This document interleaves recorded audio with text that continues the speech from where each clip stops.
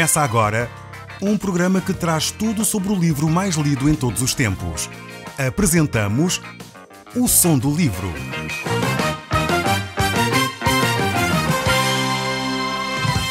Seja muito bem-vindo. Neste podcast vai encontrar o livro mais conhecido e lido em todo o mundo. Vamos levá-lo numa viagem pela história da humanidade. Este é um audiolivro para si, para a sua família e sociedade em geral. Contextualização e comentários de Paulo Chaveiro. Eu gostaria, desde logo, começar a leitura nestes textos tão ricos e tão preciosos para nós. Este livro de Provérbios tem ensinamentos tão práticos, tão claros, que muitos deles nem carecem de explicação. É óbvio o que o texto bíblico nos está a dizer. Por isso vamos então ler juntos este capítulo 20 do livro de Provérbios, verso 1. O vinho é escarnecedor e a bebida forte alvoroçadora. Todo aquele que por eles é vencido não é sábio. Aqui temos, de facto, um dos males da nossa sociedade, o alcoolismo. Efetivamente, nós temos em Portugal cerca de 1 milhão de alcoólicos. Já para não falar das famílias que estão influenciadas por este problema, nós podemos estimar que talvez 3 a 4 milhões da nossa população estão diretamente envolvidos com problemas de alcoolismo. Realmente é algo tremendo. Isto só de uma assentada cria problemas de ordem familiar terríveis. Isto é só para falar de um aspecto. Cria problemas de ordem económica terríveis. Não pensemos que é só a venda de vinho que fica favorecida, não. Quando a pessoa está alcoolizada, o seu rendimento profissional diminui e isso traz prejuízos sérios para as empresas. Realmente é um problema sério na nossa sociedade. Mas o que o texto bíblico diz aqui é que quem é dominado por esses vícios está vencido. Ele é vencido, não é uma pessoa sábia. E, infelizmente, verificamos pessoas tão sábias, homens e mulheres, que têm até alguma sabedoria, mas deixam-se dominar por este vício. Talvez você pense, mas eu não sou viciado. Isto é normalmente a grande desculpa da maioria das pessoas, é dizer, eu não estou assim tão dominado pelo álcool. Eu, quando quiser, eu paro. Eu gostaria de lhe fazer um pequeno teste aqui entre nós os dois, que mais ninguém nos ouve, e só você sabe o que vai no seu coração. Por isso, está à vontade para você mesmo se avaliar. Se você for sincero consigo mesmo, se você passar um dia ou dois sem beber, o que é que acontece à sua mente? Provavelmente você fica a pensar nisso constantemente. Está a pensar que tem que ir beber até que cede e vai e bebe. Mas isto não se aplica só ao vício do álcool, atenção. Como é que nós podemos medir se estamos viciados em alguma coisa ou não? É quando isso domina a nossa mente. Seja o álcool, seja o jogo, seja as drogas, seja a pornografia, seja outra coisa qualquer que domina a nossa mente, então nós estamos viciados. Precisamos de ajuda de alguém de fora.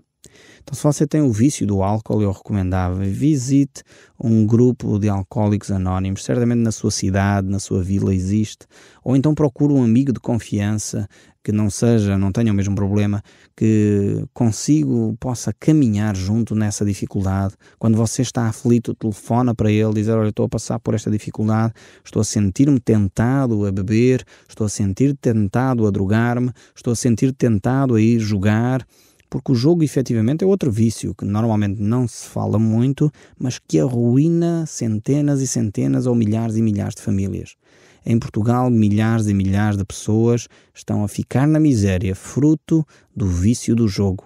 E, infelizmente, na nossa cidade de Lisboa, abrem-se mais casinos com o conhecimento e com honrarias de Estado. E isto é vergonhoso, na minha opinião, vergonhoso para a nossa sociedade.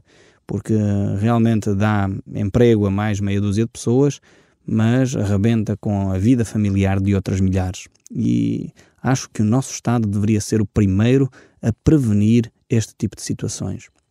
É realmente uma situação com a qual não posso deixar de falar, de me manifestar. É algo vergonhoso os casinos que vão abrindo pelo país, levando milhares e milhares de pessoas à falência, realmente à miséria, por causa do vício do jogo. Era necessário ser feito algo um pouco mais pedagógico, terminando com essas casas de jogo, terminando com os espaços onde os vícios são promovidos e realmente encontrar espaços onde as pessoas se possam, de alguma forma, ser ajudadas a combater esses seus mesmos vícios. É por isso que a palavra de Deus nos desafia a nós não nos embriagarmos com o vinho ou com outra coisa qualquer, na qual há dissolução, mas a enchermos-nos do Espírito Santo. É fundamental, se nós vivermos com Deus, teremos muito mais armas para combater esses vícios que nos dominam. E mesmo sendo cristãos, nós precisamos da ajuda de alguém, de um amigo, de um grupo de ajuda para nos retirar desses vícios. É sempre fundamental. Deus, na maioria das vezes, manifesta-se através dos nossos amigos. Isto é algo muito claro nas Escrituras. Deus nos ama. O amor de Deus está em nós, mas é manifesto através do amor que os outros dão para nós. Assim como Deus diz que nós devemos amar a Deus, mas temos que amar o próximo. E se não amamos o próximo, como é que podemos dizer que amamos a Deus, que não vemos? Isto é o primeiro livro de João que nos diz faz esta reflexão connosco. Então, voltando aqui ao texto do livro de Provérbios, ficamos com este exemplo e eu gostaria que você, se tem um problema nesta área de um vício de álcool, um vício com drogas, um vício com jogo, um vício com pornografia, um vício de outra coisa qualquer, com chocolate, coloque lá o vício que você tem, comece a procura de ajuda de um grupo de amigos que o possa retirar desse problema. Verso 2 continua a dizer: como o bramido do leão é o terror do rei, o que lhe provoca a ira peca contra a sua própria vida. Aqui Salomão está muito consciente da autoridade e do poder que um rei tem. Realmente ele dá esta comparação entre o rei e o rei das selvas, que é o leão. O verso 3 continua a dizer: honroso é para o homem o desviar-se de contendas, mas todo o insensato se mete em rixas. É fácil distinguir um homem insensato de um sábio. Se ele está constantemente envolvido em contendas, em brigas, então aqui está a grande diferença. Verso 4. O preguiçoso não lavra por causa do inverno, pelo que na cega procura e nada encontra. Mais uma vez, o texto bíblico aqui nos faz alerta para o preguiçoso, para aquele que não quer trabalhar. E aquele que não quer trabalhar normalmente tem desculpas para tudo. É porque um leão está lá fora, como há um outro provérbio que diz, é porque está cansado, é porque está doente, é porque não sei o quê. E normalmente tem sempre qualquer desculpa. É óbvio que trabalhar no inverno é difícil, muito mais quando se trabalha na agricultura. A pessoa tem que estar envolvido com a lama, é frio, está a chover e ter todo aquele trabalho é complicado. Só que é necessário muitas vezes trabalhar em condições desagradáveis para que no verão se possa ter com que a pessoa comer e se divertir, porque efetivamente o trabalho árduo e duro já foi realizado. Então é necessário a pessoa aprender a trabalhar. E como a própria Bíblia nos diz, mais uma vez, aquele que não trabalha, então não coma. O grande desafio é podermos aprender a trabalhar e não deixar a nossa vida ficar pela preguiça. O verso 5 continua: como águas profundas são os propósitos do coração do homem, mas o homem de inteligência sabe descobri-los. Muitos proclamam a sua própria benignidade, mas o homem fidedigno, quem o achará? Então sabemos que, de facto, cada um de nós somos extremamente complexos. Você e eu temos muitos quês, muitos porquês, muitas nuances, e muitas vezes é de facto difícil sondar o coração do homem. Pensamos que esta pessoa está com esta intenção, na realidade ela tem aquela intenção, e é fundamental que cada um de nós tenha um coração firme com Deus. É por isso que Jesus Cristo, enquanto estava no nosso meio, ele nos desafiou exatamente a essa atitude de transparência, de sinceridade. E Jesus confrontou-se exatamente com uma classe social que não tinha nada de sincero nem de transparente. Eram os fariseus. Esses homens conheciam a palavra de Deus, conheciam o que deveria ser feito corretamente, mas na realidade não faziam. Eles eram religiosos, mas de fachada, e por isso mesmo não eram sinceros. É por isso que nós temos que ter uma sinceridade tremenda com Deus, mesmo na nossa religiosidade, na nossa espiritualidade. Muitas vezes vamos à igreja, mas vamos à igreja por quê? O que é que lá vamos fazer? É por tradição? É porque é uma celebração, uma festa? Ou porque realmente nós queremos aprender mais de Deus, ouvir o que Ele tem para nos dizer e não só por uma tradição? Jesus, quando estava connosco, Ele falou muito a este grupo, a estes fariseus, mas também depois o texto bíblico mais para a frente, no livro do Apocalipse, por exemplo, deixa-nos uma recomendação a uma das igrejas, a igreja de Laodiceia, sobre o cuidado que ela deveria ter na forma de viver a sua espiritualidade. E diz assim o texto bíblico, a partir do verso 14, que eu gostaria de ler, do livro do Apocalipse, no capítulo 3. Diz assim: conheço as tuas obras, que nem és frio nem quente.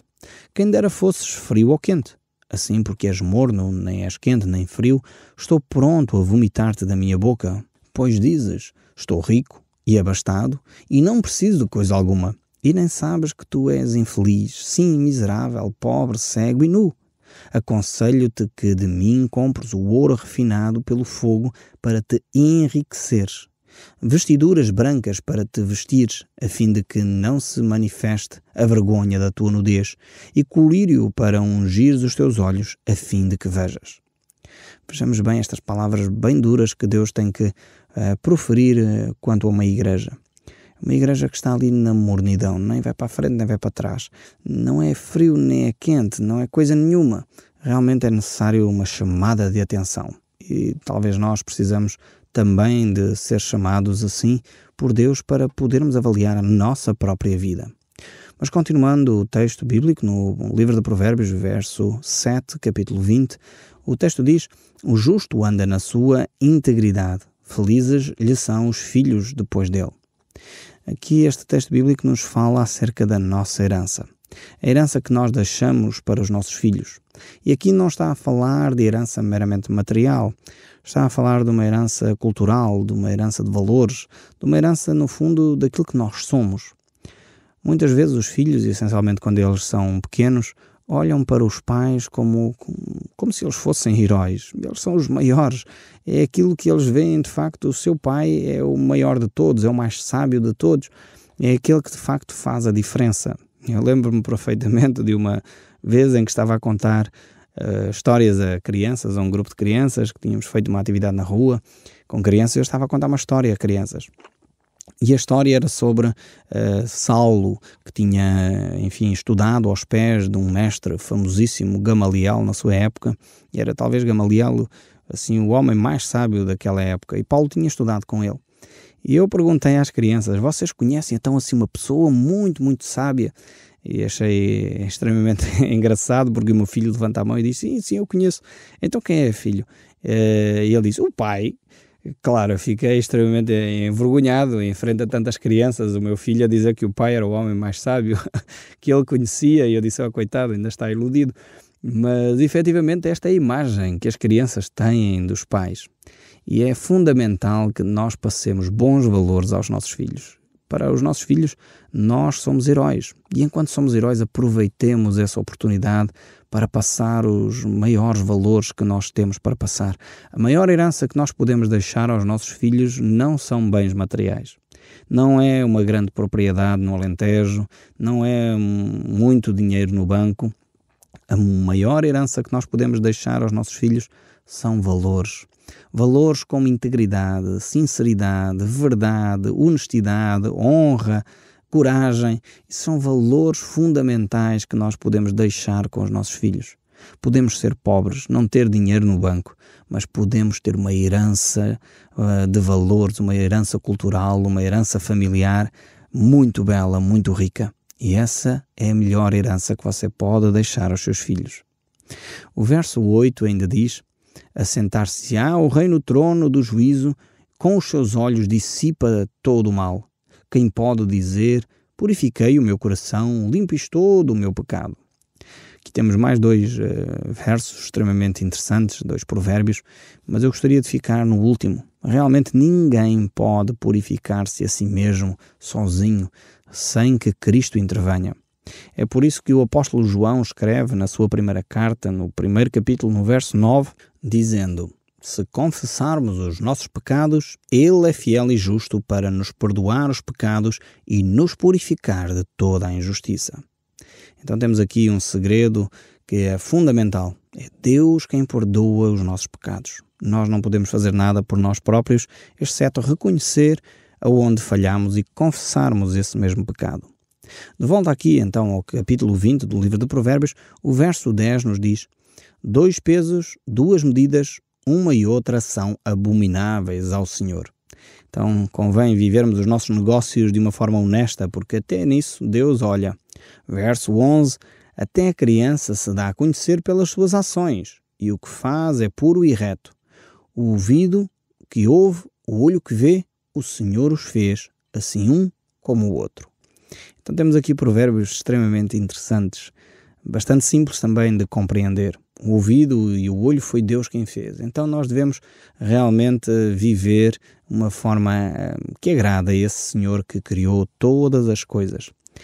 E diz o texto ainda: não ames o sono para que não empobreças. Abre os teus olhos e te fartarás do teu próprio pão. Nada vale, diz o comprador, mas índice então se gaba. Aqui temos uma tática de marketing, no fundo, alguém que vai tentar comprar alguma coisa, tenta desvalorizar o objeto, a casa, o carro, para poder baixar o preço, e quando compra diz: epá, fiz um grande negócio. Normalmente esta atitude, e Salomão, um homem muito atento às situações do cotidiano. O verso 15 ainda diz: há o ouro e abundância de pérolas, mas os lábios instruídos são joias preciosas. Vemos aqui que mais importante do que realmente toda a riqueza é ter palavras sábias, palavras que edificam, palavras que constroem um mundo melhor à nossa volta.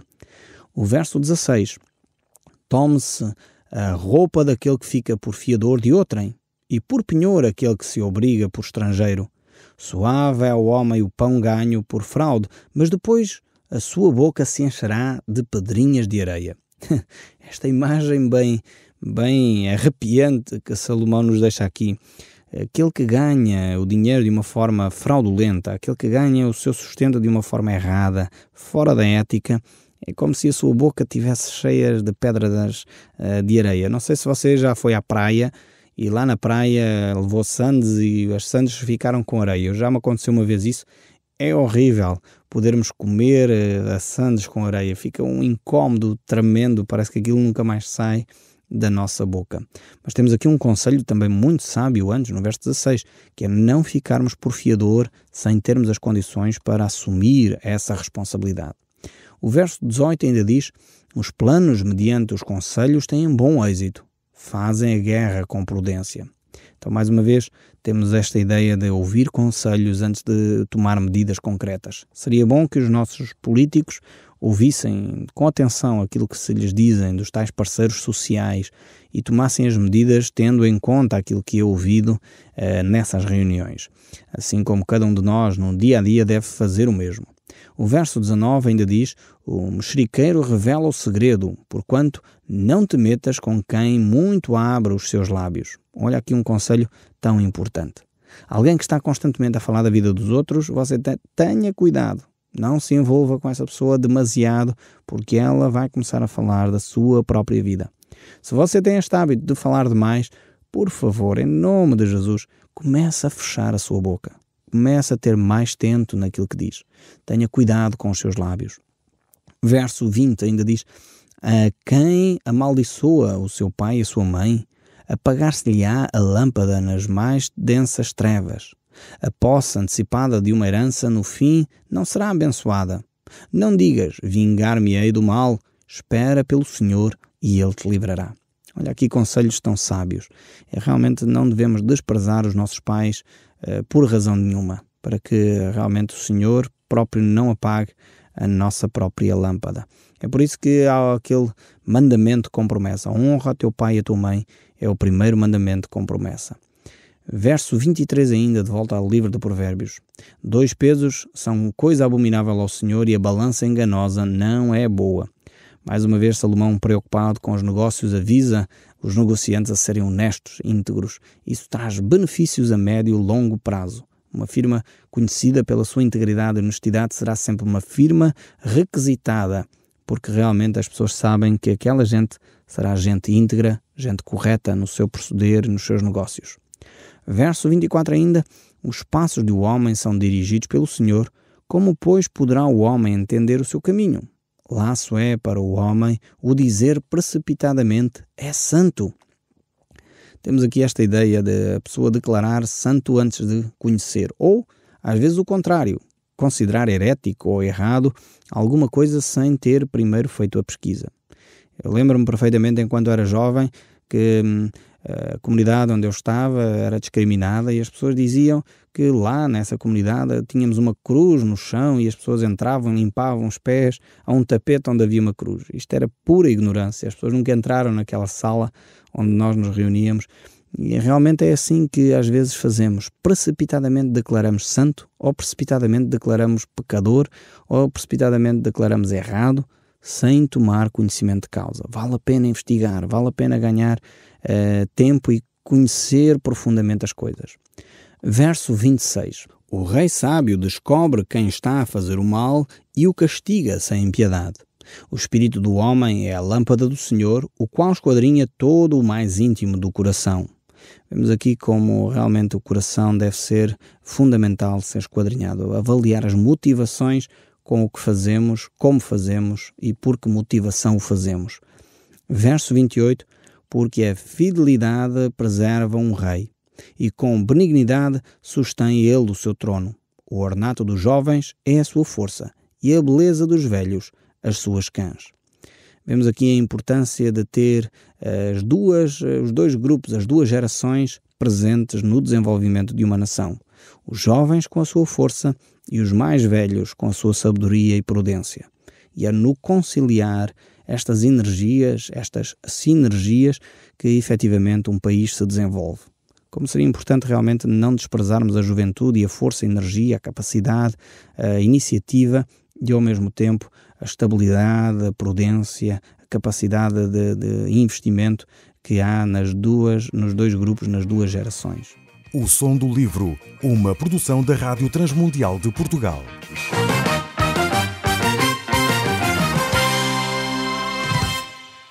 RTM. Conhece todos os nossos programas em rtmportugal.org. Uma produção da Rádio Transmundial de Portugal.